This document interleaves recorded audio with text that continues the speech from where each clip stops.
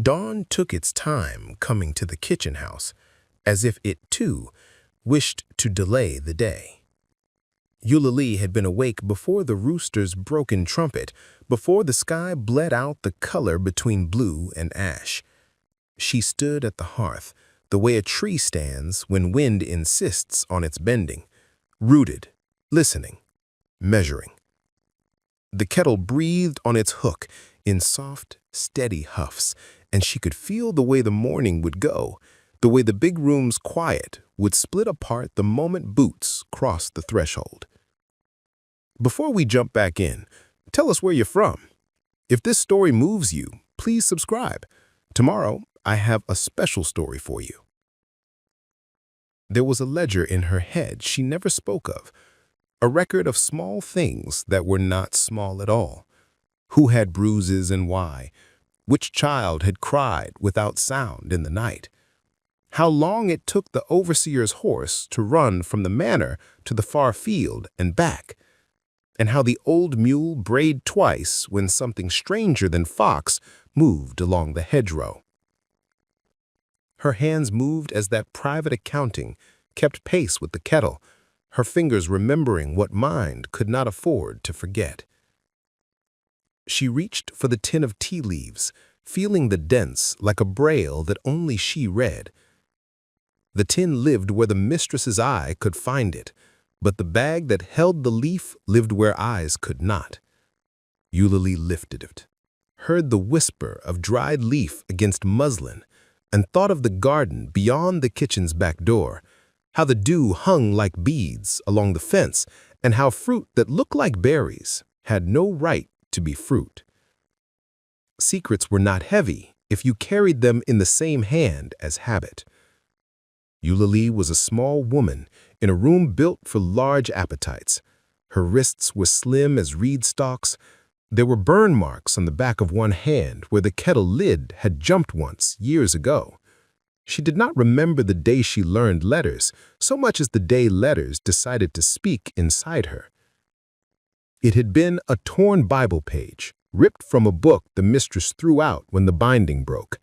The page had washed ashore under the woodpile after a rain. Eulalie had saved it as if it were bread. From then on, writing has been a secret river, and Eulalie, careful boat. She had been told once, in that soft voice the mistress used when guests were present, that she was fortunate to be housebroke, that her hands were delicate enough for teacups, and her head steady enough for remembering the pies the family preferred. But there were other remembrances she kept, that Mr. Silas Bray, the master, woke each morning with a breath that rattled like cypress leaves when a storm sat on the swamp, that he demanded tea before speech, as though language had to be soaked to life inside him, that his temper wore the same boots it had when he was a thin boy who broke a whip to show a colt who owned the air. Her apron's knot pressed into her spine as she leaned to the coals. She set the cup on the tray, the porcelain as thin as frost on a window pane. She did not need to look at the small pouch hidden in the seam of the tea tin to know it was there. Knowledge like that lives under the tongue. She breathed once and then again, and the air brought her the scent of mint, the carry of lemon peel, the faint bitter of what did not belong and could not be named aloud. She had noticed the plant years ago, climbing like a lie up the fence line where the field met the road. She had not reached for it then. She had only watched how birds refused its fruit, how a goat chewed once and backed away with the strange wisdom animals keep in their bones. Eulalie kept that learning inside herself until another kind of learning arrived, a way to dry the thing that pretended to be sweet, to crumble it to the suggestion of dust, to let bitterness make a kind of justice in a mouth that ordered punishment like bread. The kettle coughed. She held the tray steady as she poured, steam rising like handwriting in the air. The first time she had added the bitter dust, she had nearly wept, not from fear, from recognition. There are some things in the world that are the right shape for a certain injustice, just as a key fits a lock. She had added almost nothing, less than a line on a page, less than a sliver of moon, and then she had watched. Mr. Bray had sipped. He had frowned at the cup. "You steep too long," he had said, and then he had gone on with his morning. That evening, he ate less than usual. Asked the cook if the stew was too salt. He slept earlier than his habit. He woke twice in the night. He cursed without purpose at the fire. That was months ago. Eulalie did not mark days on walls. She did not make notches on wood. She marked them in the way a man's body tells on itself, in the way his steps shorten, in the way the veins at his temples beat their drums out of time. She had not begun with the intention of ending a life. A mind that lives on the edge of danger learns to distinguish between endings and openings. She had begun with the intention of weakening the hand that held the whip, of softening the eye that searched for fault and found it like a hound finds rabbit. She had begun with smallness. She had begun with the same kind of smallness that kept her alive. Eulalie lifted the tray. The china clicked once, a polite little clink like a throat clearing. Her feet knew where to place themselves on the floorboards to avoid the boards that complained. In the hall, a portrait watched her. Some ancestor of Mr. Bray's stared from the wall. The painter's hand captured an expression like candle smoke, hard to hold, hard to trust. Eulalie did not look back at it as she passed. She had already learned what eyes could do to unarmed people. She entered the breakfast room with the tray balanced as if it had always been part of her. Mr. Bray's hair was not yet tamed. He sat where the morning failed to soften him. The mistress, Mrs. Marjorie Bray, held a napkin to her lips as if her mouth might betray her. A fly dared the window and did not find a way out. Eulalie set the tea where Mr. Bray's reaching hand expected it. And for a moment, all three of them lived in a house where nothing had ever happened. No shouting, no ledger of bodies, no children sold to the distant. "Your tea," Eulalie said, because that sound was part of the morning's ritual, as necessary as pouring itself. He took a breath, like a man about to cross a creek he believed shallow. He drank. His face went through its weather. Annoyance, then the relief that came when he'd promised to win over ache. Mrs. Bray set down her napkin and looked at Eulalie as a person might look at the window latch, one more material thing to be employed. "What's the meat today?" Mrs. Bray asked. Her voice was a washed-out silk, the color worn down by worry and use. "Ham at noon," Eulalie said. "Hens for supper. The garden holds enough greens if I go quick." Mrs. Bray nodded, and Eulalie stepped backward, the practiced retreat of someone who has learned to disappear while remaining. She did not let herself look at Mr. Bray's hands, at the way his fingers tightened on the cup's handle as though the heat fled the tea for his grip. She did not let herself look because that looking had weight. If she carried too much weight into a day, she could not do the things a day required. In the kitchen, the other women moved like water around stone, each taking the shape of the task before her, each keeping her mind in a secret place where the eyes of the house could not reach. Old Nettie hummed so softly that a person would mistake the sound for the kettle speaking. Dinah, not yet 20, had a belly that told its bitter future, and this was the week she had taken to biting her lip until blood came, perhaps to remind herself she still owned the inside of her mouth. Eulalie passed a bowl to Dinah without comment. In certain rooms, kindness announced itself. In this room, kindness wore its working shoes and kept quiet. Eulalie's own quiet had been the reason the mistress trusted her. The mistress did not think it trust, of course. It was habit, the same way she trusted a chair to hold her. But Eulalie knew the difference between wood and mind. She placed food where it was asked to be, and she poured what needed pouring. And she noted everything. Sometimes she wrote things down, not where anyone would find it, not in letters that would announce themselves to a curious eye. She had learned to write slant, to tilt the world so that if someone else looked, they would see only patterns where meaning lived. Once the fiddleman Solomon had slipped her a bit of charcoal in exchange for a handful of apples in the folds of his coat. "For your fire," he said aloud. "For his other fire," he said with his eyes. On the third day of a week that would not end the way weeks usually end, the doctor came. Eulalie saw his buggy from the kitchen window. She watched the wheel hit a rut and the horse throw its head as if insulted by the road itself. She wiped her hands, untied her apron, tied it again. The doctor meant questions in a house that did not want questions. He meant bottles lined like little soldiers on a tray. He meant the mistress's forehead becoming a place where wrinkles one day would live. The doctor's name was Pembroke, and he was small and eager, the way some men are when they believe thinking is a ladder they can climb out of their own lives on. Eulalie watched him speak to Mr. Bray in the office. Mr. Bray's hands made big, weary gestures as if he could swat discomfort away by enlarging himself. The office door did not quite close, and Eulalie, hidden by nothing but the fact no one thought her worth hiding from, heard enough. Headaches, stomach gone sideways, sleep that fell hard then broke apart at the smallest sound. The doctor asked about diet. The doctor asked about drink. The doctor asked about heavy feeling in limbs, focus, heart. He asked about air and about worry. He asked about winter and a summer month. "Tea," Mr. Bray said, after a silence. Eulalie felt his eyes move in the map of the house to where she stood, though she could not be seen. "Can't speak without it nowadays." "Tea is not a malady," the doctor said gently, "though habits can mask harms, same as perfumes mask a body too long unwashed." The doctor, of course, ordered tonics. He left a small blue bottle, and a brown one, and a clear one, as if color itself could be cure. He told Mr. Bray to rest. He told Mrs. Bray to keep the bedroom windows open in the heat of day.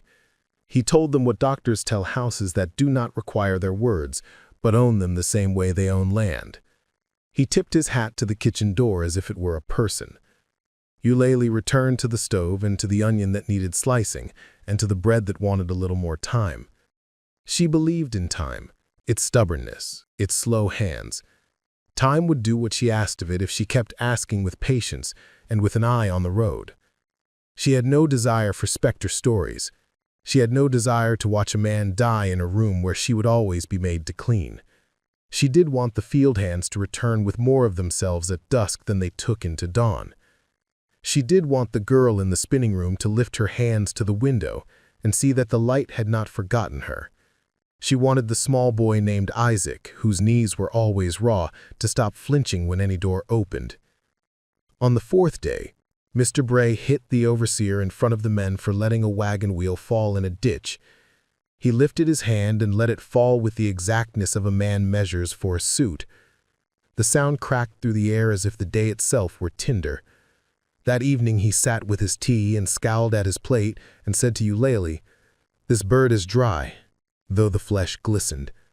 She looked at the meat, then at him, and in her mind she said, "It is the mouth that is desert."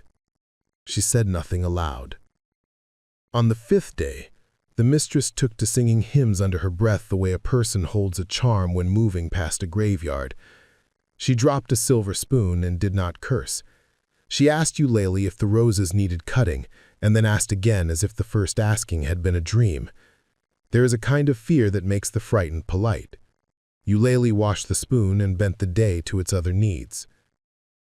Her learning had joined with her other learning.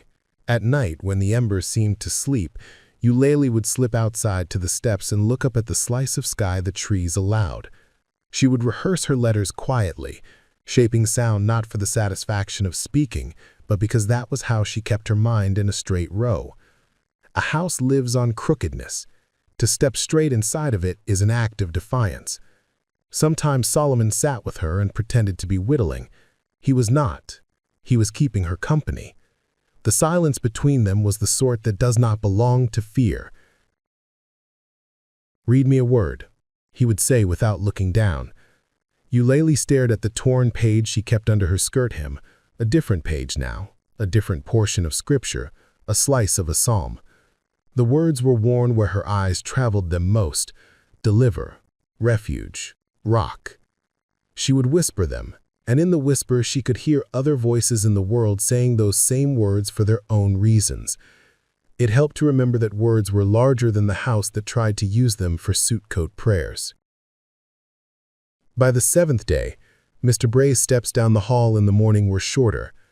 He had a way of testing his feet before he trusted them to the floor, as if the boards had grown treacherous in the night.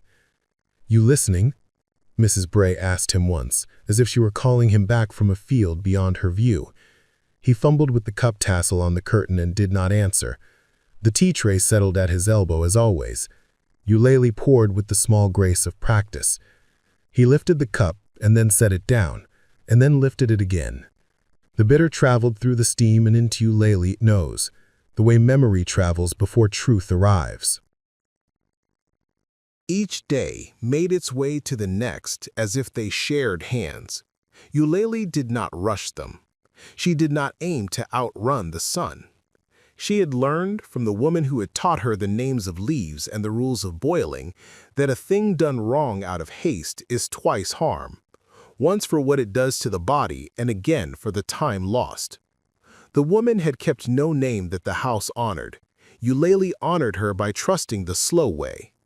Then a letter came, and with it the first real tremor. It was mid-morning when the postboy's horse shuffled near the porch, its hooves tapping language into the plank. Eulalie saw the envelope in the mistress's hand and saw the hands tremble. A second envelope arrived, addressed to Mr. Bray, which he took with the same suspicion he gave to new men he hired. He broke the seal with too much care and read once. He read again. He cursed, but quietly, as if the letter could hear. He crumpled it once and then smoothed it against his thigh. "From Charleston," Mrs. Bray said to Eulalie, though why she said it to Eulalie she could not have known. "My sister's boy. Fever. The city's turned to an infirmary." Mr. Bray's letter had other news. A ship with delays. A partner who had written the word shortfall and the word remittance and the word urgent as if urgency were the paper's true color. Money is a god that punishes disobedience in some houses. In this one, the god did not shout, it ground its teeth. That same afternoon, a rider came from town with word that a man named Wiley had been arrested, a colored man who worked in the tannery, accused of stirring the men to talk of things that should not be talked of. He was a cousin to Solomon, or a friend that might as well be cousin. The messenger said Wiley had been found with a slip of paper in his pocket. Eulalie felt the kitchen tilt. She steadied herself against the table's edge as if the earth had hiccuped. Paper meant words. Words meant intention. Intention meant risk. The old and the young, the field and the house, they all knew that the county had been unseasonably dry, and anything that took a spark to it would burn quick. That evening, as she cut the crust from the pie and set the slices in their careful crescent, Eulalie thought of Wiley's pocket. She imagined what letters could be on that paper. She imagined, with cold specificity, the way a white man's hand would hold that paper aloft like a fish pulled from water, proof of what he had already decided to know. She imagined the sentence spoken, "Someone is teaching them." She knew in that moment that she should do two things at once that felt like they contradicted one another. She should make the world smaller for a time to protect what she had built, and she should make the world larger to stretch her reach. The contradiction did not bother her. A seamstress can gather cloth to make a sleeve and then spread cloth to make a skirt. Both are the same work for different parts of the body. She adjusted the measure of the bitterness she used the next morning, the way a woman adjusts a lullaby for a baby with a different cry. She set the tray down and watched Mr. Bray's hand reach and find. He drank with the stubbornness of habit. He spoke less than he usually did. He left food on his plate. He went to the office and did not return for an hour. When he did, he smelled of ink and a kind of cold that did not come from air. He called for Eulalie in the afternoon. The office was where the Maps lived. Eulalie stood in the doorway and looked at the rivers drawn as if they consented to being lines. Mr. Bray sat behind the desk with the air of a man who has just remembered something he should not have forgotten. He tapped the letter with his finger as if tapping would make it talk. "You keep a steady house," he said without any warmth. "You mind my wife and her fancies. You keep the men fed better than they deserve." He said the last with the precision of a tailor striking off an inch. "I need no trouble that comes in on paper. If there's talk, you will stop it." Eulalie knew how men create echoes for themselves and then claim the echo's words as truth. She swallowed the answer that rose, replaced it with a nod. "Yes, sir." "Pastor's coming Sunday," he said, as if that were an antidote to a word like urgent. "We'll have prayer at the big table. Might calm this house." Prayer had a way of laying a quilt over a body instead of tending the wound. Eulalie left the room with the letter's rasps still in her ears. She moved through the hall with the portrait's ancestor watching her like weather.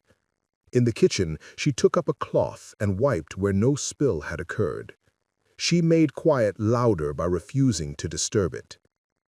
When Sunday came, the pastor spoke as if God were a planter with better manners, and Eulalie had to remind herself that rage was a kind of hunger that could make a person foolish.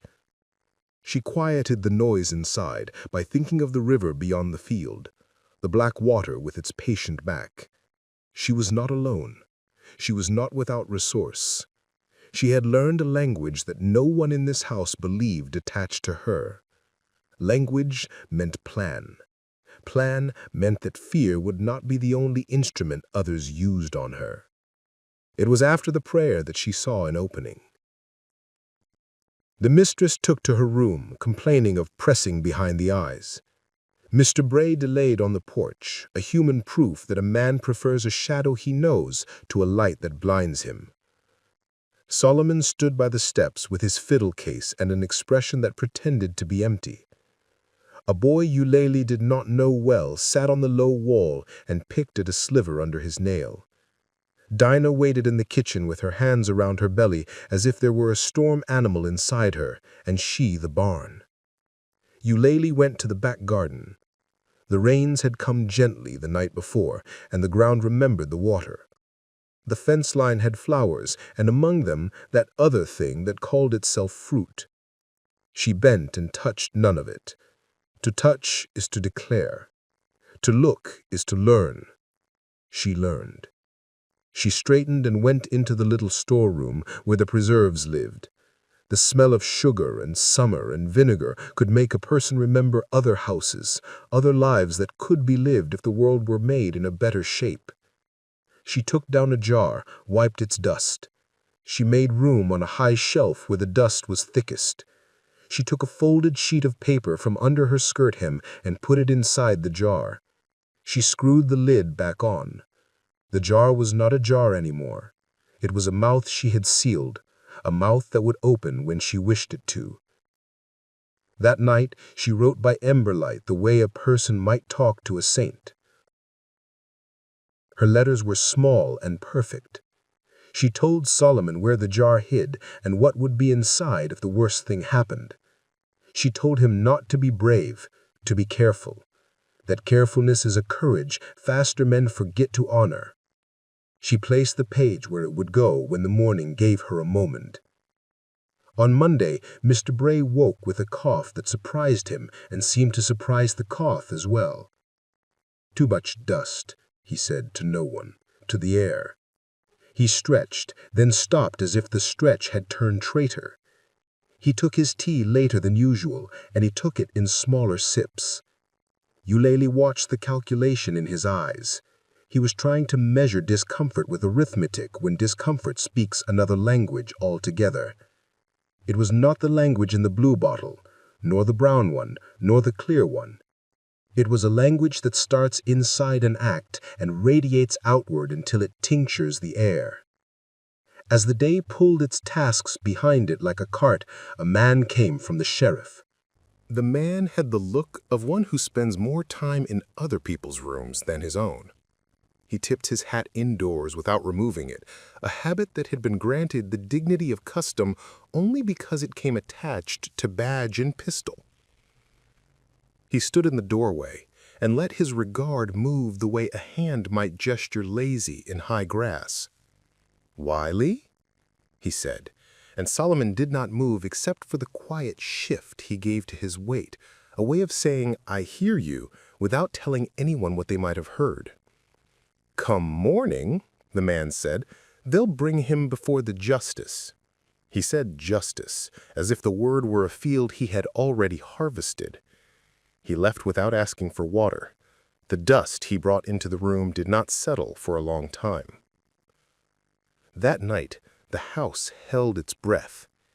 Eulalie could feel it. The boards expanded and spoke in groans only a person accustomed to listening could translate. Dinah moaned once and then bit down on her knuckles. The child, Isaac, whispered to a shadow as if tucking it in. Mr. Bray turned in his bed with the sound of a man turning a heavy thought in his head. Mrs. Bray's soft, "Silas?" came to nothing.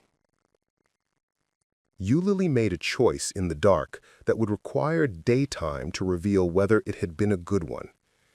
She added water to the kettle carefully so no hiss betrayed her.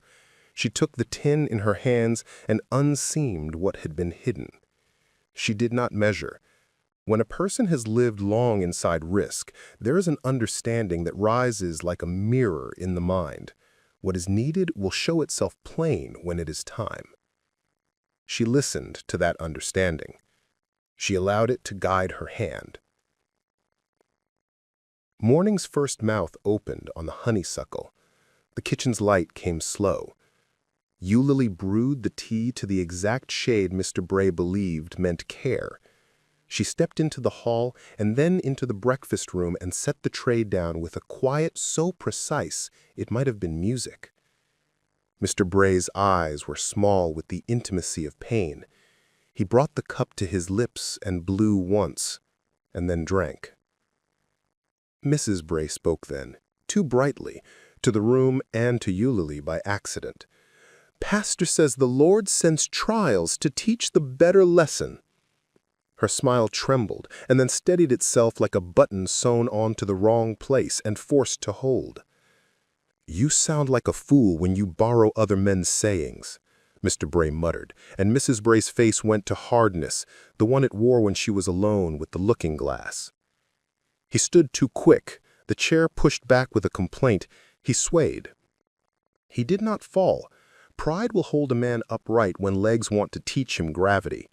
He put both hands on the table as if negotiating with it. "Doctor," Mrs. Bray said in a breath that made the words seem fragile. "Now," she added, but there was no one in the room who could make now into the thing she wished. Eulalie slid sideways out of the room the way a person slips fire out from under a pot without pushing it into the floor rushes. She went to the storeroom. She reached up for the jar. She left her note inside it, the one she had written last night without knowing the form of this morning. She went to the back step and sat a heartbeat, long enough to hear the river's far voice. It told her what it always told her, that moving looks like staying from a distance. In the afternoon, Mr. Bray took to bed. Dr. Pembroke returned and adjusted bottles. He asked more questions and got fewer answers. The mistress cried once, quietly, and then rearranged her face. By midweek, Mr. Bray's temper had worn itself out like old cloth. He did not go out to the fields. The overseer took advantage of the man's absence by being softer with his punishments, but softer is a poor word here. One stroke struck instead of 3. Old Nettie did not hum. Dinah slept between tasks with the permission of the sleep and no one else. Children stayed out of hallways and breathed louder under beds. The rumor of Wiley's hearing traveled to the house on the backs of men's shirts. He was to be held another week. There was to be a decision about an example. "They mean to make a lantern of him," Solomon said with a flat voice that made Eulalie think of boards that had been planed too smooth to hold stain. An example. she repeated, a word that in her mouth tasted like a thing mixed wrong. She said it again, quieter. No. It was a small word that kept the size of a deed it wished to deny. She sat that evening at the step and traced her finger along the torn page. Deliver. Deliver us from evil. It occurred to her that perhaps some evils did not sit like demons in corners, but wore boots and took tea. It occurred to her that deliver might not be a request to the sky, but a demand made to the self. She folded the page and tucked it nearer the skin. That night, the house lost track of itself. A sleeping house is not a dead one, it is a distracted one. She took that distraction by the hand. She slipped to the office. The door complained, and then, as if realizing it was speaking to the wrong person, hushed. She went to the desk and pulled the drawer where the keys lay. She took the key that held the storeroom's lock, a lock Mrs. Bray used when she wished to feel in control of things that could not be controlled. Eulalie moved through the rooms with the confidence of a woman who has carried heavier things than keys. In the storeroom, she reached to the shelf and found the jar. She turned it in her hands, and it became a storybook. She was tempted to put it back, to trust time. The thought lasted 2 heartbeats. She carried the jar out into the yard. The moon kept its own counsel. In its light, the garden looked like a place a child dreamed, all familiar shapes made strange, a house ragged because night had turned it inside out. Eulalie went to the fence line where the hungry-looking plant shadowed the ground. She did not touch it. She did not need to. She buried the jar in a place she could find with her feet. She patted the earth the way a person settles a child. When she returned to the step, she found Solomon waiting in the shadow the eaves made. He did not stand. He had always been good at making himself appear as if he belonged to a quieter world. "The letter?" he asked, without his mouth moving much. "Gone," she said. "Buried. If the house turns itself inside out tomorrow, there will be nothing inside to match." Solomon nodded, and a small relief took one of the stones out of Eulalie's chest. Morning came as if it suspected them. The sheriff arrived with 2 men, and with the easy cruelty of men who bring their own law where law already lives. He had not come for Mr. Bray. He had come looking for a thing that had been written. He had come to hold it up in the daylight. Men like him believe paper defines what the day will be. Eulalie wiped her hands and kept her mind flat. The sheriff stood in the kitchen doorway, hat in hand, and looked at the shelves with a predator's boredom. "We'll be pokin' some," he said to the room generally and to Eulalie by placement. "Words turned up in another man's pocket. We're tracin' who feeds such things into heads." He stepped closer, as if remarking on a well-set table. "You keep the jars nice." "Missus likes the order," Eulalie said. Her voice did nothing more than carry. The sheriff trailed a finger along the top shelf and left a line in the dust. He did not climb. He did not need to climb. Men who own rooms, or think they do, rarely look up. They poked. They looked. They sniffed at corners and ran a hand under chairs as if justice hid there. They found nothing. Eulalie watched the nothingness like a woman kneeling in a field after a storm, watching places where the water had been too rough and guessing which seeds had bided their time beneath it. When they left, she went to the office with a pitcher of water she had no intention of setting down. She listened at the threshold. "Your man Wiley holds his tongue, but tongues have roots." Mr. Bray lifted his chin. "I run my place as I see fit," he said with tired fury. "You keep your hunt to town." "We do our part," the sheriff said, in a way that meant the opposite. He glanced toward the hall and did not see Eulalie. She did not move. There are times when stillness is more invisible than shadow. By afternoon, Mr. Bray's pride had returned for a brief visit. He demanded his tea at the desk, and Eulalie brought it. He lifted it and drank and set the cup down and said, "This damned taste." But the words lacked the vigor of scorn and wore only the dull clothing of complaint. He asked her to leave him. She did. In the yard, the children had invented a game that did not require adults and did not offer joy, but did fill time in a way that hid fear for a while. The women let their shoulders drop an inch. Diana laughed once, and the laugh surprised everyone into smiling. Solomon tuned his fiddle without playing it. Old Neddy hummed again. At dusk, the doctor came. He asked for the tea tin. He sniffed and frowned, and asked for lemon, and sniffed, and asked for the water, and sniffed, and looked at Eulalie with a kind of apology and said, as if to no one, "Sometimes bitterness rides the breath of a house and will not be trained. There are fevers without cause, and aches without sin. Sometimes we make a demon out of a draught." Eulalie did not alter her face. She curtsied the smallest bit because she was expected to. She did not waste her private feelings on the doctor's uncertainty.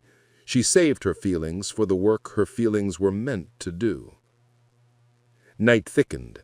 She returned to the steps. She pressed the torn page into her palm so hard the letters imprinted themselves on the skin. She traced them with a damp finger like a child learning. Deliver. Refuge. Rock. The river whispered back. The next morning brought the turn she had not wanted and had prepared herself to meet. Mr. Bray did not come to the breakfast room. He called from his bed for the tray, and Mrs. Bray carried the command as she might carry a candle in wind. "He wants the tea in the room," she told Eulalie, and Eulalie nodded the way a tree nods to a bird.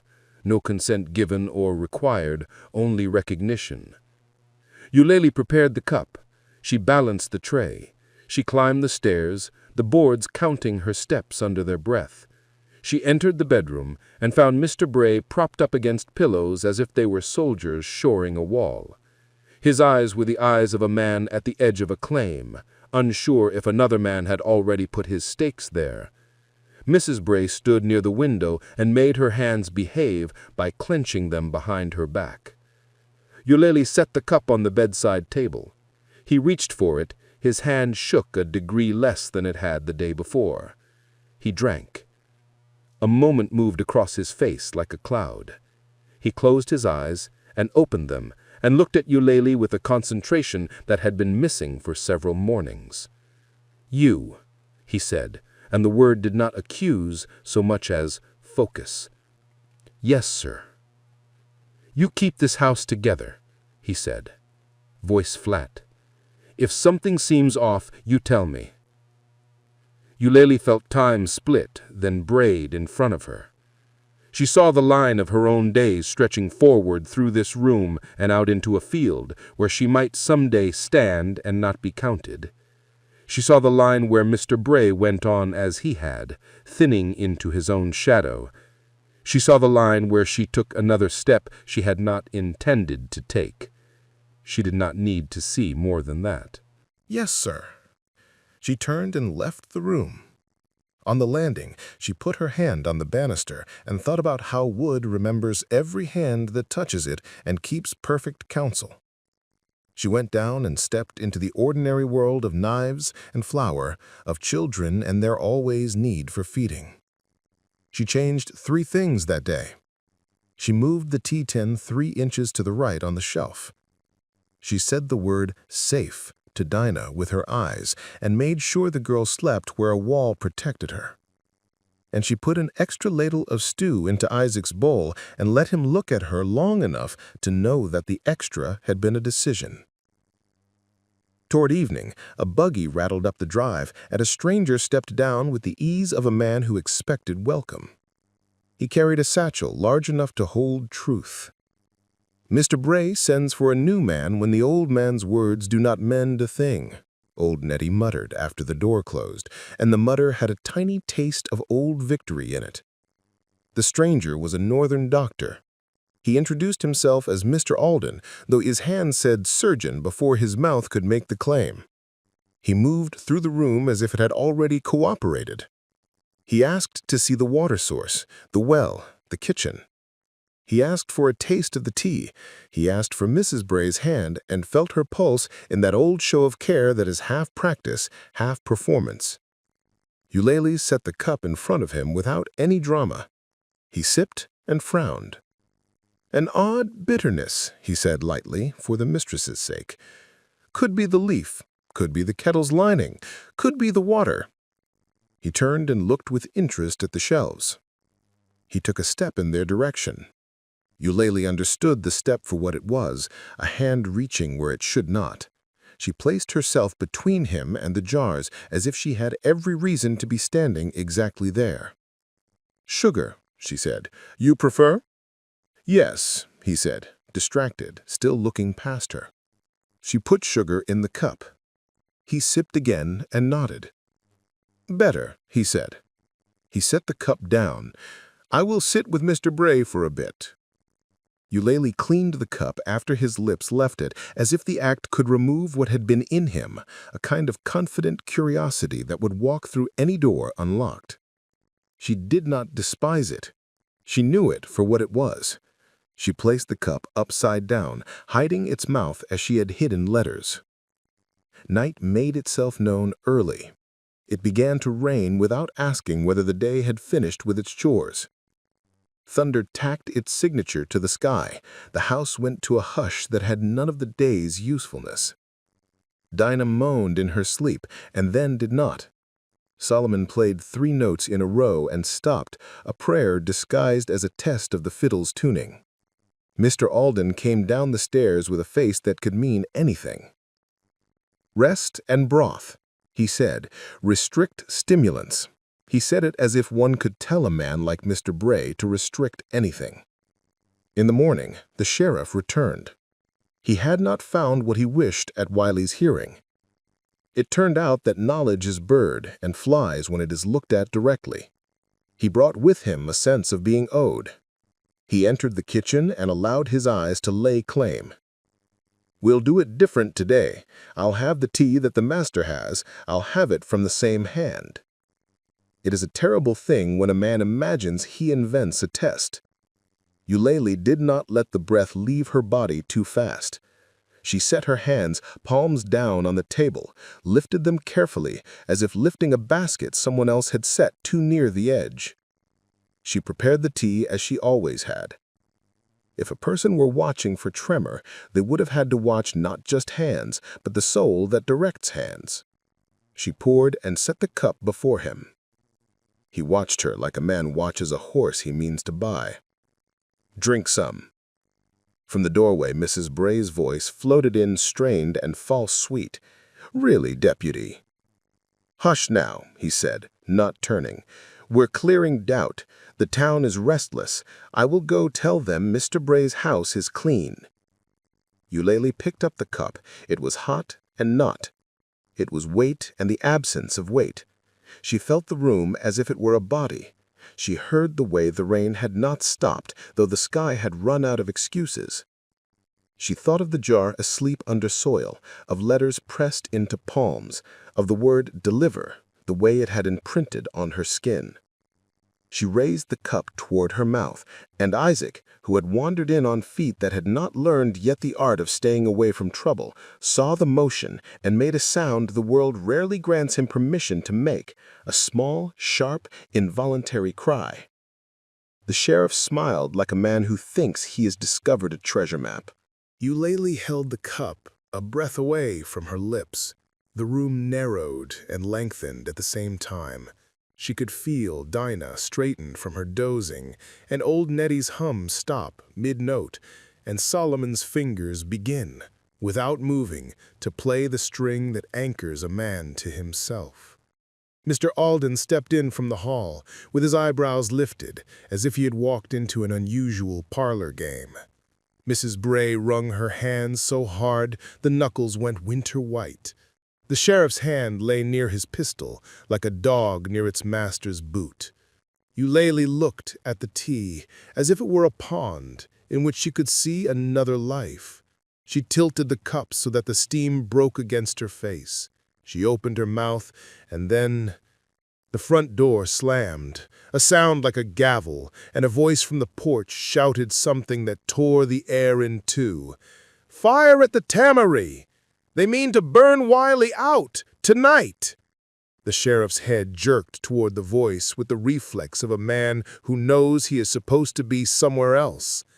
He half-turned his body and then remembered his own testing. He reached to put a hand on Eulalie's wrist to stop her, or to force her. He had not decided which. Eulalie let the movement pass through her like wind through tall grass. She did not drink. She set the cup down so gently that the porcelain did not give a sound. She did not run. She took a single step forward so that she stood between the sheriff and the back door. "Say again," she called toward the porch, her voice not loud but made of iron. "Say the words again." The boy on the porch shouted, voice cracking with speed and fear. "They're gathering, torch and tar, down by the yard. They say Wiley will talk when his world burns." Mr. Alden made a strangled sound. Mrs. Bray cried, "Silas!" to a man too weak to answer. The sheriff's hand returned to his own chest as if to keep his heart where it belonged. Dinah began to breathe too quickly. Old Nettie shut her eyes and said a name under her breath that was not God's, and was not a human's either, but something older. Eulalie heard the beating of her own blood. It sounded like the river in flood. Choices make a person. The house had been her prison and her school, and her enemy and her instrument. Now it handed her a moment like a knife, and asked if she knew which side cut which way. She turned her face toward the sheriff and said in a voice that did not belong to a slave and never had, "Then you will need men who know the way to the yard." He looked at her as if she had knocked at his own heart from the inside, and he did not know whether to open the door. She did not wait for his answer. She stepped past him into the hall, the air thick with the smell of tea and rain and something about to change its name. She reached for the key at her apron, though she had not been given one to wear. She reached anyway. The shape of a key is a promise long before it becomes a metal. The boy on the porch shouted again.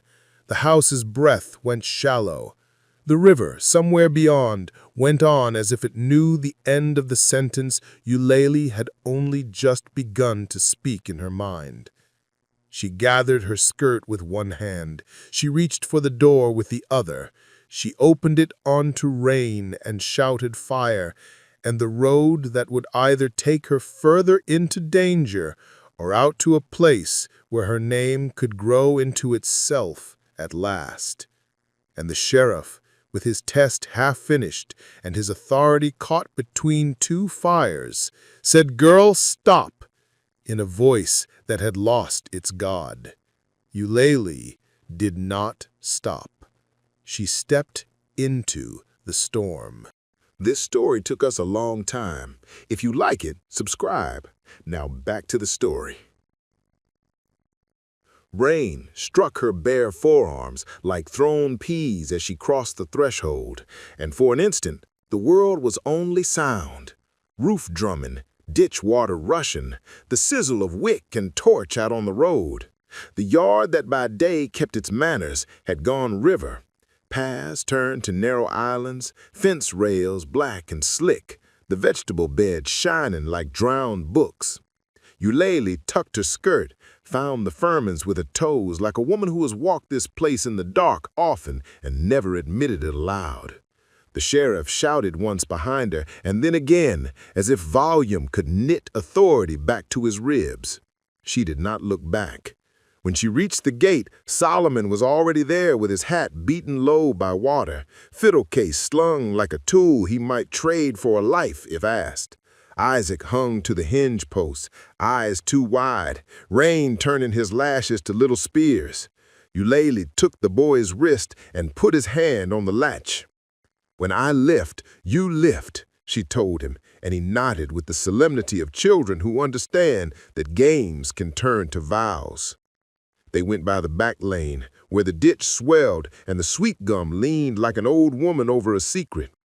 Eulalie knew this run, where the clay held, where it didn't, where a cartwheel had torn away the grass last spring and left a track that now showed itself as a swim of darker water. Her breath came level and steady, not from calm, but from intention. You can train breath the way you train a fire to hold to one side of a hearthstone. At the crossroad, men with hat brims pulled low had gathered and were failing at deciding who was the bravest among them. A drum of kerosene leaned against a fence post. Voices cracked in the wet. The word wildly traveled through them like a fish under black water. You could not see it straight, but you could feel its wake. The sheriff caught up, panting from the run that wasn't yet a run. He "Stand down," said to the men, and the words fell at his feet and did not rise. "Road to the yard's washed," a man with a rope coiled at his hip announced to anyone who wanted to hear the excuse. "We go by the ridge." "The ridge will slow you enough. The rain will put out your courage," Solomon murmured without looking at him. Eulalie put a hand to Solomon's sleeve, as if adjusting it, and in that touch told him to save his voice. She angled left toward the mill path. "The mill race," she said to the sheriff, because if she spoke to the men, they'd spend their anger arguing with the sound of her sound. He stared a heartbeat, measuring whether he would listen to the person he had ordered to sip tea as proof of her obedience. The rain made a decision for him. It pressed him forward. He jerked his chin. "You show it. You," he pointed to Solomon, "take the ridge and meet us if this goes sideways." Solomon did not argue. "Isaac with me," he said, and the boy's mouth opened in protest, only until Eulalie looked at him, and then it closed. She put a palm to his cheek, the quick press of a blessing she could not name in this language, and then she turned away, without letting any of it pull at her feet. They went by the back lane, where the ditch swelled and the sweet gum leaned like an old woman over a secret. Eulalie knew this run, where the clay held, where it didn't, where a cartwheel had torn away the grass last spring and left a track that now showed itself as a swim of darker water.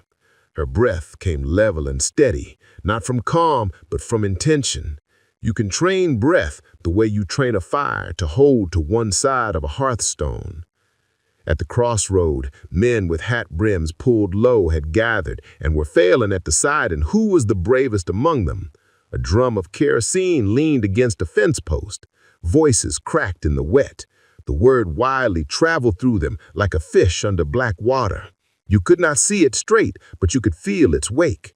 The sheriff caught up, panting from the run that wasn't yet a run. He "Stand down," said to the men, and the words fell at his feet and did not rise. "Road to the yard's washed," a man with a rope coiled at his hip announced to anyone who wanted to hear the excuse. "We go by the ridge." "The ridge will slow you enough. The rain will put out your courage," Solomon murmured without looking at him. Eulalie put a hand to Solomon's sleeve, as if adjusting it, and in that touch told him to save his voice. She angled left toward the mill path. "The mill race," she said to the sheriff, because if she spoke to the men, they'd spend their anger arguing with the sound of her sound. He stared a heartbeat, measuring whether he would listen to the person he had ordered to sip tea as proof of her obedience. The rain made a decision for him. It pressed him forward. He jerked his chin. "You show it. You," he pointed to Solomon, "take the ridge and meet us if this goes sideways." Solomon did not argue. "Isaac with me," he said, and the boy's mouth opened in protest only until Eulalie looked at him, and then it closed. She put her palm to his cheek, the quick press of a blessing she could not name in this language, and then she turned away without letting any of it pull at her feet. They went by the back lane, the sheriff and two of his men slogging as if the water insulted them personally. Eulalie ahead with her head down to read the run of the ground. The mill pond lay to the left, swollen fat against its banks, slick as a black back under a cloak. The race cut away from it in a narrow channel that in drought sounded like a whisper and in storm sounded like a dare. It ran behind the tannery yard, under a rotten plank fence, and out in a sheet that made the vat men curse come spring when their liquor thinned. "The gate's there," Eulalie said, pointing to where the race mouth narrowed. "The lever's rusted, needs to." The sheriff frowned at the timbers, then at her, now seeing not the kitchen figure who moved cups from shelf to table, but a creature of this water and ditch and hedge, something like a wren that knows every crevice. He handed his pistol to the man behind him. He said, "On three," and Eulalie took the far end of the beam with hands that kneaded dough since before she bled and had carried scalding pots without screaming. 1, 2. They lifted. The lever resisted like a mule and then gave, the gate jerking up a hand's breadth, then half a forearm, then with a scream of iron, a whole arm. The race took the spill like a hungry mouth. Water poured down the narrow and out, snarling over stone, hurrying toward the vats. The sheriff grunted approval and shoved, Eulalie shoving with him until the gate held at near full.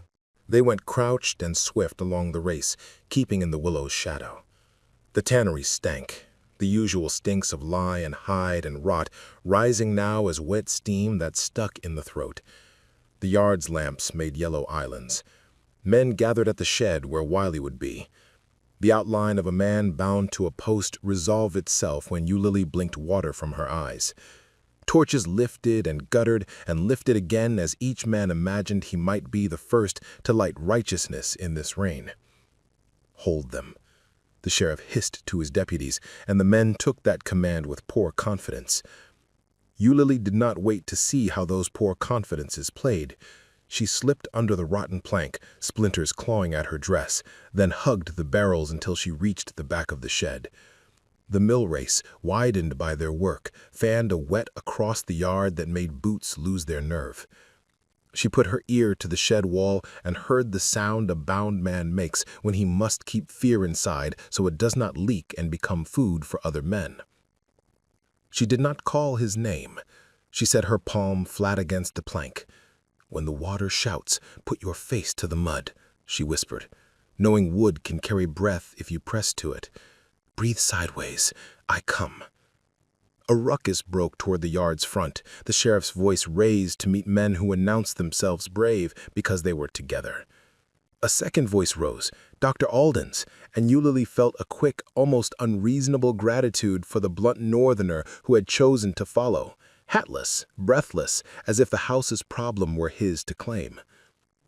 "Fever," Alden said, loudly enough that men began to calculate whether pride or fear of death held the greater account. "Charleston's drenched in it. You burn a tannery, you carry every drop of its rot into your lungs. What you call justice will turn to plague in a day." "You don't know our air," some man answered, but the timber had thinned. Eulalie slid alongside the shed corner and touched the knot on the back door. It swelled with wet, a blessing. She pulled the little kitchen hook she had slipped in at her waist string. She set it under the knot and leaned. The wood fibers tore like meat. The knot loosened, then came sudden. She caught it before it dropped and set it in the mud soundlessly. Inside, Wiley turned his bound hands toward the gap like a flower, bending to thin sun. Eulalie slipped the hook between rope and skin. Wiley's fingers flinched once, the flinch of a man who expects hurt and receives help, and then held steady while she sawed delicate as embroidery. When the last fiber gave, he did not yank free. He rolled his wrists and pressed his hands flat to the post to keep faith with the picture the men in the yard carried in their heads of him. A man tied and waiting, while his future shook itself awake in his cut flesh. "On my say," she breathed, and he nodded without changing the angle of his head. Out front, Alden's argument had turned practical. "If you must test courage," he declared, "carry one of these vats on your back for a mile. The first man who breathes after that is your lion." A few men laughed because laughter tears holes in fear you can get through if you are quick.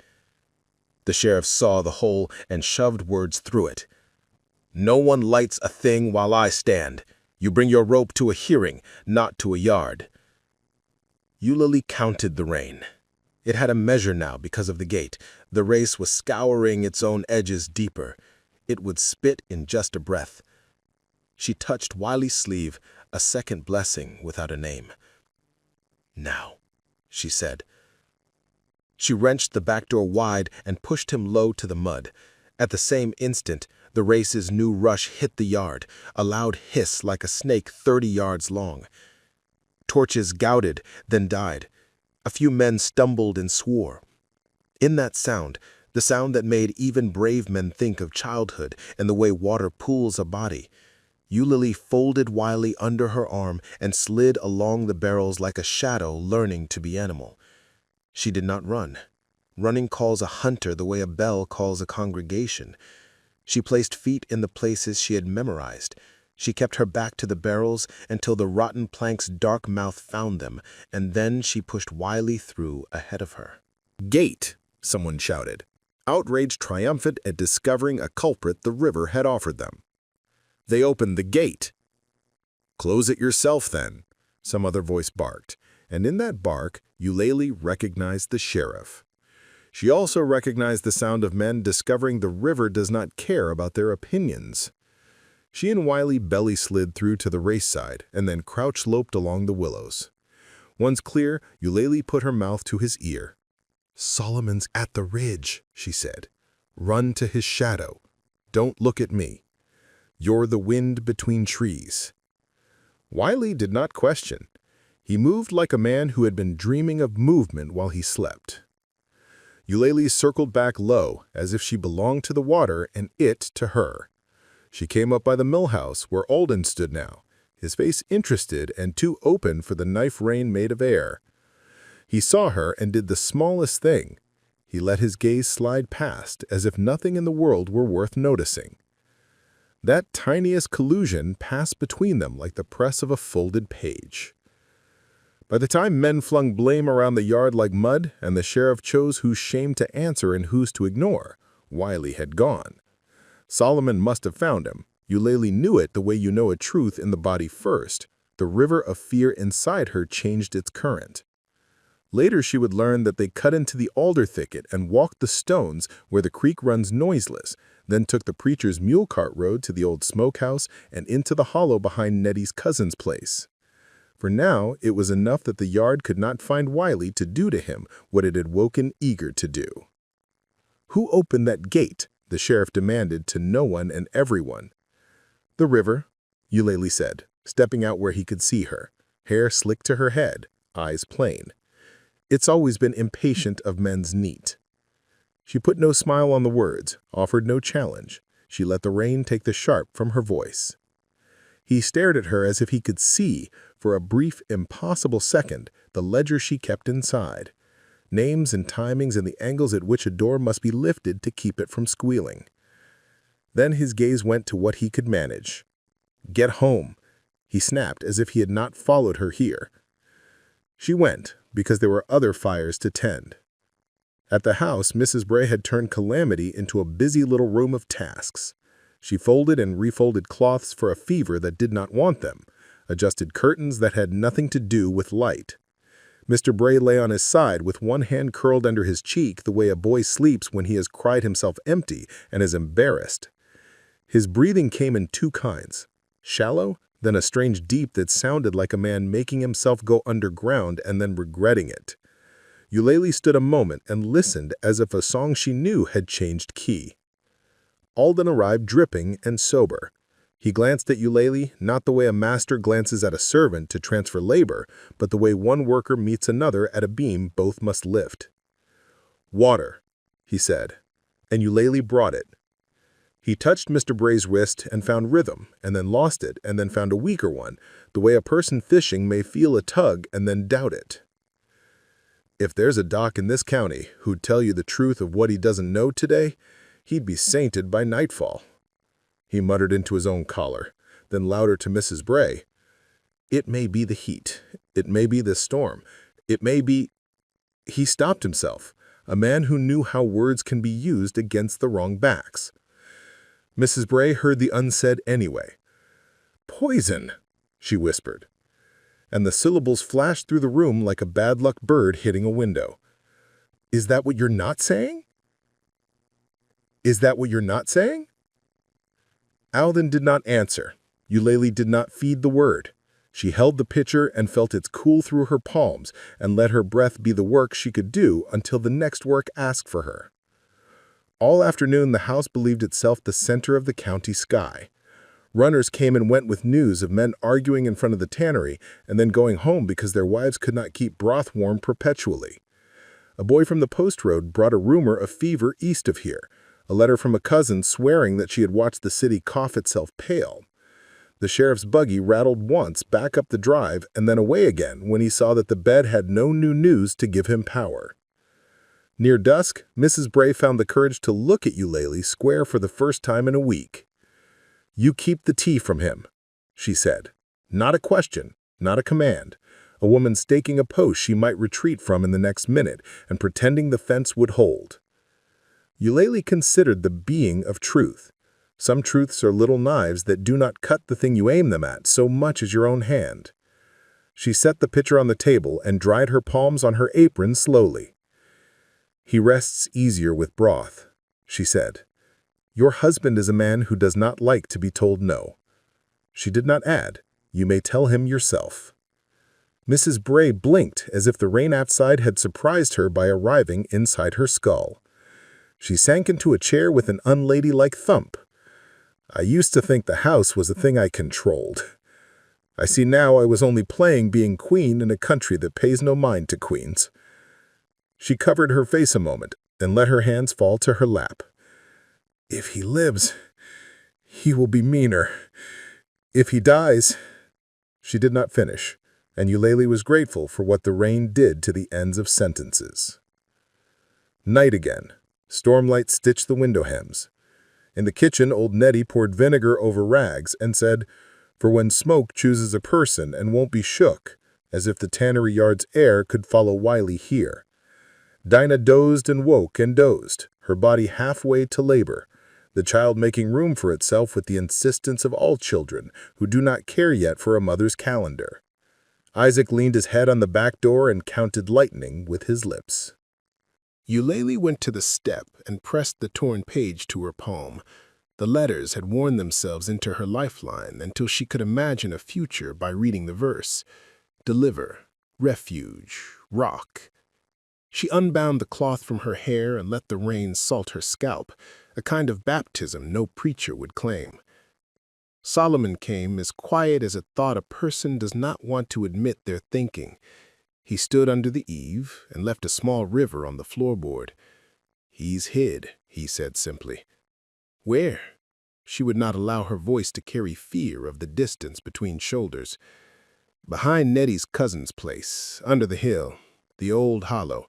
He knows to wait for quiet legs and big hearts."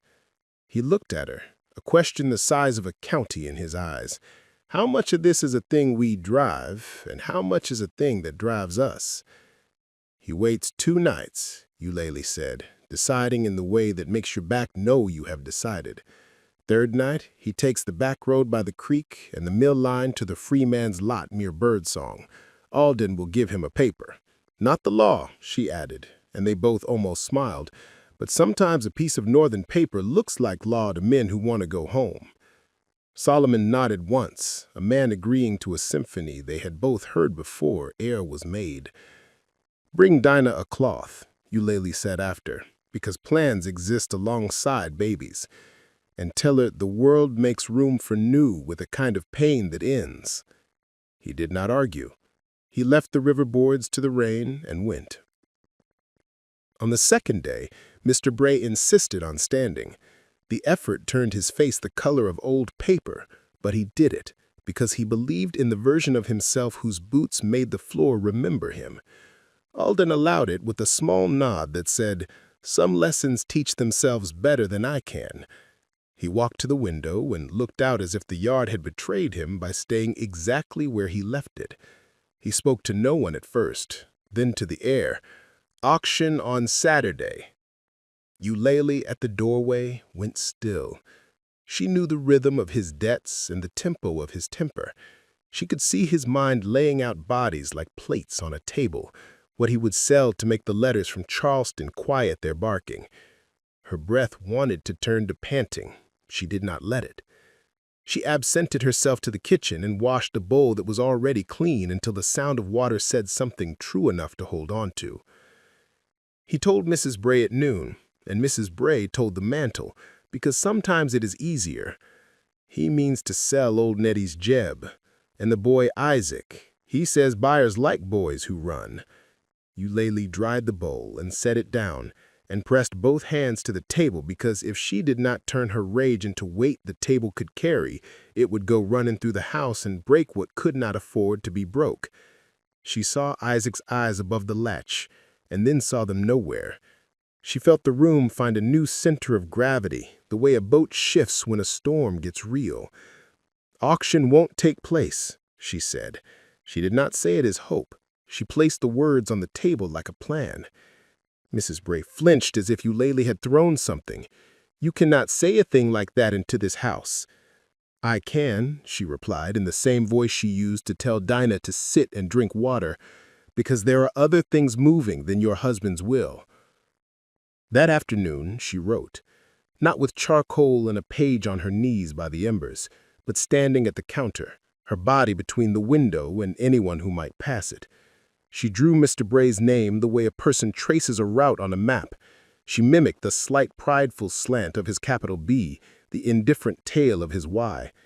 She wrote to his partner, Mr. Peabody, Charleston, words about fever and quarantine, and the county physician's order that no gatherings occur until the rain ran clean. She wrote of a sheriff who would enforce the order, and she made a small private amendment to the universe in her head to make that line true. She wrote that buyers traveling from 2 counties east had already turned back for prudence, and wisdom suggested postponement. She blotted the ink with flour sack. She folded and sealed with beeswax, and she did not let her hand shake until afterward, when she washed it and watched the water carry the tremble away. Alden came to the kitchen doorway as she stood staring at her damp fingers. He did not speak first. He looked at the flour-dusted cloth, and at her face, and at the kettle.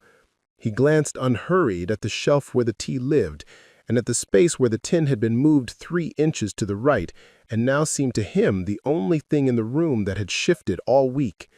He lifted that gaze to her eyes, and held them as a man might hold a tool he did not recognize, but understood to be for building something more true than he'd been told was possible. "I am not your judge," he said, voice low enough the rain had to lean in to carry it. "I am not this house's either. But if the thing that is killing that man is in your hands, I ask you—" He paused not for effect, but to find exactly the right pocket for a word. "Be precise. Do not let anger be your measure." She did not look away. "You ask me to be careful," she said. "I ask you to be the size of yourself, not the size of their harm." The sentence took a place in her, near deliver, near refuge. She nodded once. He nodded back, not to seal a bargain, but to recognize one that had already been made between her and herself. That night, she put the tiniest pinch of bitterness to the edge of a spoon and stirred broth until the line the spoon made closed again behind it. She carried the tray without announcing anything to the air. Mr. Bray drank and slept with fewer teeth showing. She sat in the door and watched the rise and fall of his shoulder, while the rain did what it must against the world that could not change it. Day slipped its damp hand into the next. The sheriff came, sugar on his breath to hide whiskey, and told Eulalie in a tone he thought mild that the county physician, after a chat with Alden, had advised a halt to all non-essential gatherings, auctions tucked under that umbrella for the week. He did not look directly at her, as if avoiding making the truth they were speaking together too solid. "Word goes out by noon," he said, and when she did not smile, he added, "You might ought to thank the rain."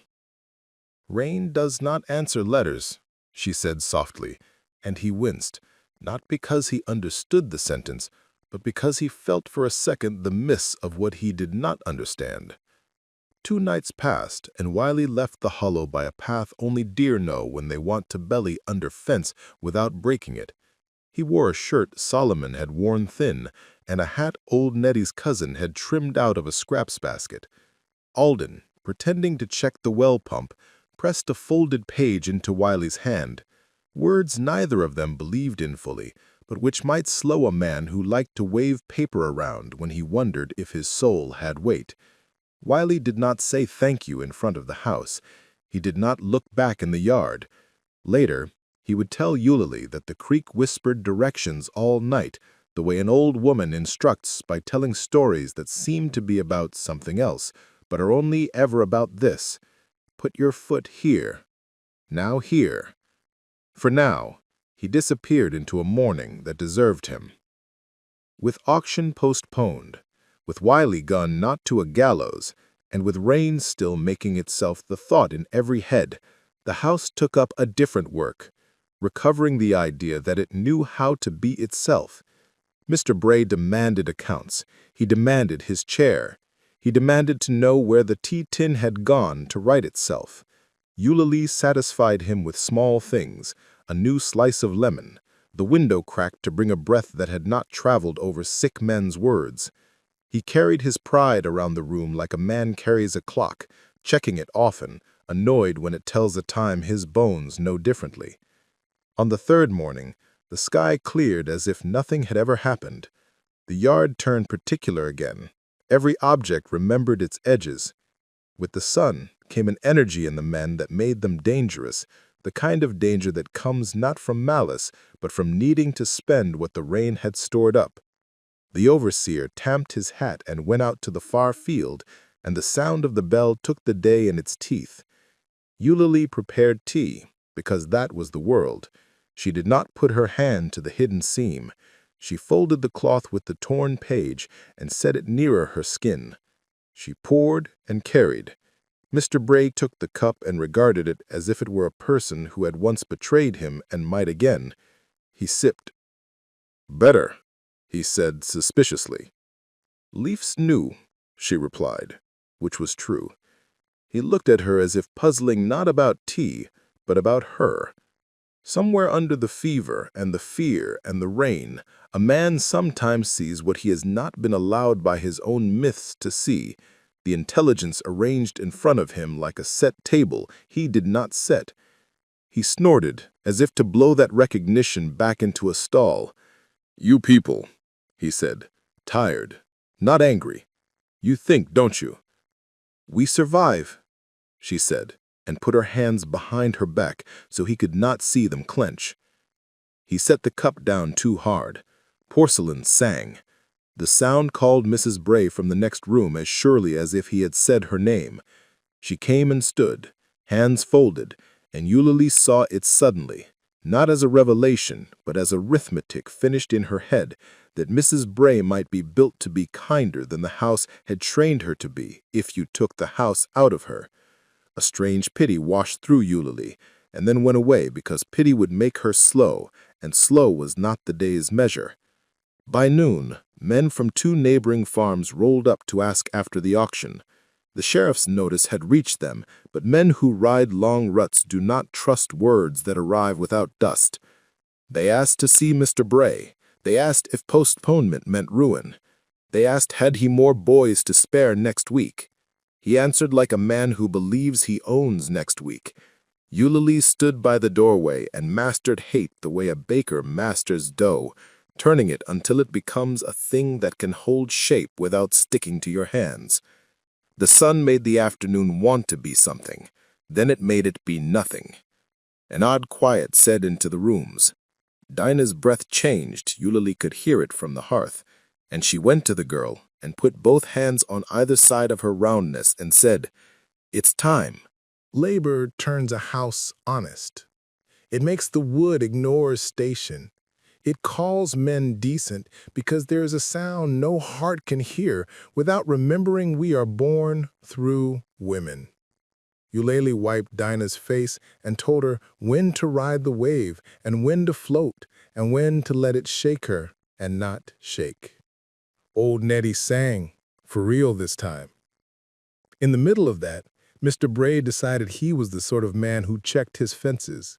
He rose, against Alden's advice, against breath, and walked out the yard. He got as far as the gate where Isaac had learned to keep watch. He stood and held to the hinge as if it were a comrade. He looked at the road, still rut-marked with rain. He swayed a little and mastered it, and then did not. His knees went, the left first, then the right after a brief argument, and he sank to the dirt like a man kneeling to a god he has never spoken to and doesn't know the name of. Eulalie saw him go from the kitchen window. Her body moved before the world could tell it why. She reached him as Alden did. They lifted him under the arms and carried his weight the way you carry a sack of meal you cannot drop because you will eat tomorrow from it. In the shade of the porch, Eulalie set her palm against his cheek to feel if heat had made a home there. It had, but the heat did not feel like a fire. It felt like ashes remembering. "Water," Alden said, and she brought it. "Salt," he said, and she brought it. "Quiet," he said to the gawkers, and she gave him that by looking at them until they found any other place to be. Mr. Bray opened his eyes and saw Eulalie, and for an instant the myth left his face, and a man was there. "You," he said, not with contempt. "You keep the day." She did not answer. He closed his eyes again, and no sermon came to claim him. He did not die. That would have been a neatness life rarely honors. He drifted a while and then returned, like a man who had gone to the road and found no reason to keep walking. Alden said words that meant, he will be a smaller man for a season, and perhaps two, and perhaps for good. Mrs. Bray said words that meant, I will not let anyone see me cry. Eulalie said no words, and felt the baby in the back room announce its last intent in a long animal sound. An hour later, a new voice cried into the house, and everyone's ribs loosened. In the days after, a quiet made of different materials settled. It was not the quiet of fear. It was the quiet of inventory. The sheriff came with a paper that spoke of quarantine and the seal of a county that did not know it had just been used to save a boy and a man and a small new family. Buyers who had wanted boys to run for them went home to wives who would not say the word plague because they did not like how it felt in the mouth. Mr. Bray sat in a chair under a window and tried to make his eyes kill distance like they used to, and found that his eyes had turned to mirrors and showed him mostly himself. Eulalie planted seeds, not metaphorical ones. There wasn't time. She planted turnips and collards because the kitchen would run better with more green that belonged to them and less flesh that belonged to someone else. She planted other things she had learned, the safe, the sharp.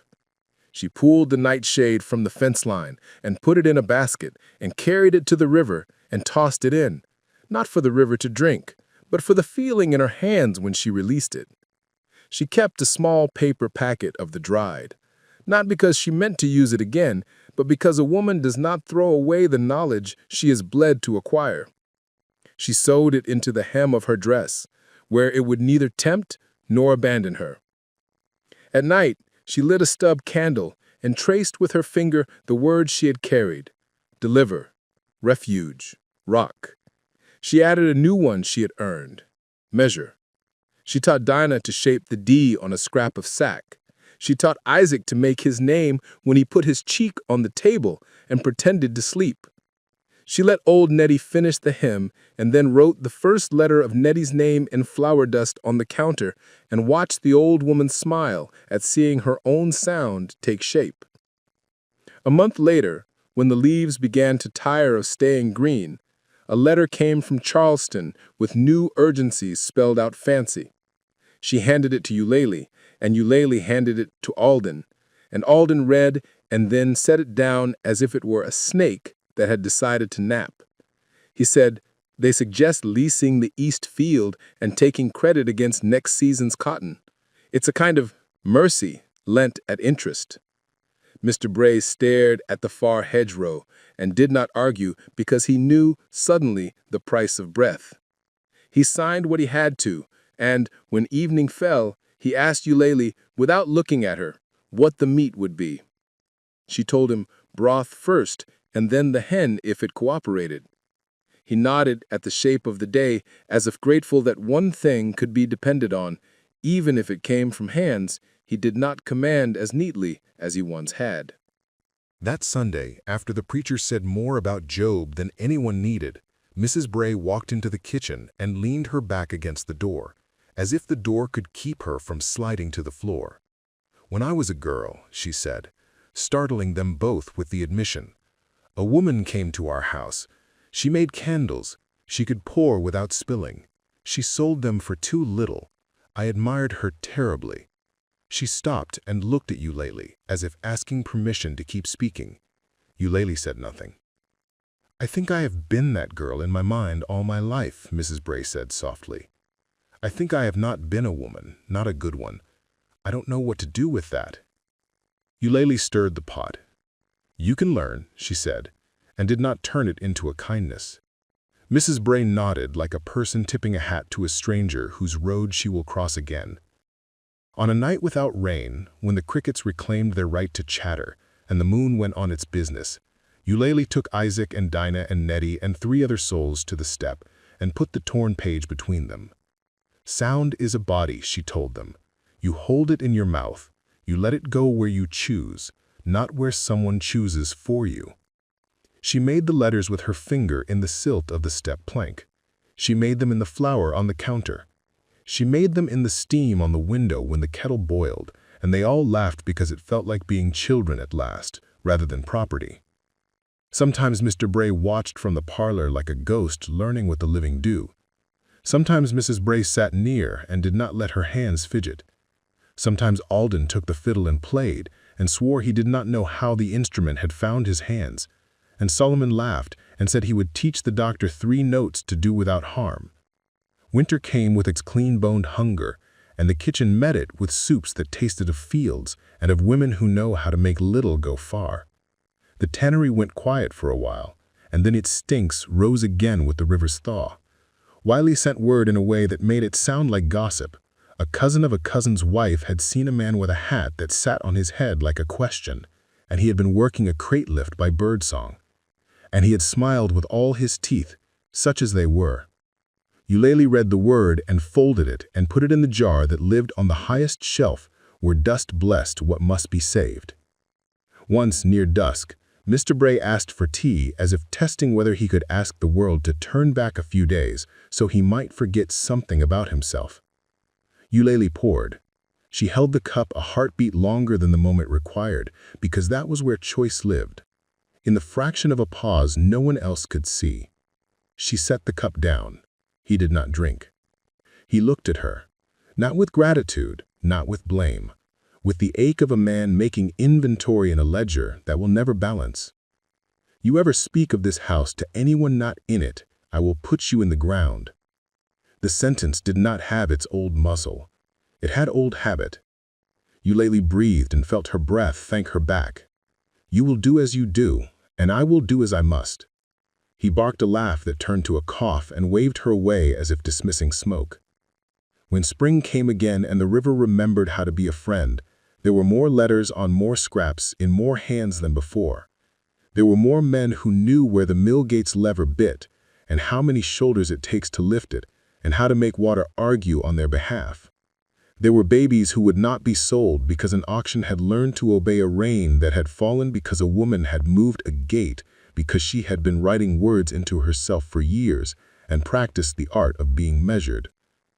On the night of first fireflies, they sat on the step and watched small lights practice how to speak to one another without sound. Solomon played the fiddle softly while Alden found harmony he did not know he owned. Mrs. Bray sat with her hands open in her lap and did not try to arrange the scene to suit a picture in her head. Isaac slept against Eulalie's arm. Dinah's baby snored like a kitten, and old Nettie's hum set the night to the right kind of blue. Eulalie pressed the page to her palm and felt the ridge of letters there still. Deliver. Refuge. Rock. Measure. She did not have to ask now where to place her feet on the road if it came. She knew the places by heart. She kept the packet sewn in her hem not as threat, but as a reminder of what it had cost to learn this balance. She kept the kettle clean and the leaf jar honest. She watched the fence line and cut back the things that called themselves fruit, but wanted folks dead. She wrote a little each night, sometimes a line of scripture, sometimes a list of names of people who had come through her kitchen hungry and gone away less so. Sometimes a sentence that didn't belong to anyone yet, but might someday. Sentences like, "A woman who keeps the day is dangerous in the right way." And on one morning, not special, except the way mornings always are, she poured tea for herself first. She carried it to the step. She watched the river's back shine. She lifted the cup and tasted only leaf and heat, and a future she could not see yet, but knew she would live to write down. 2 more great stories are next. Don't miss them. Subscribe and turn on notifications.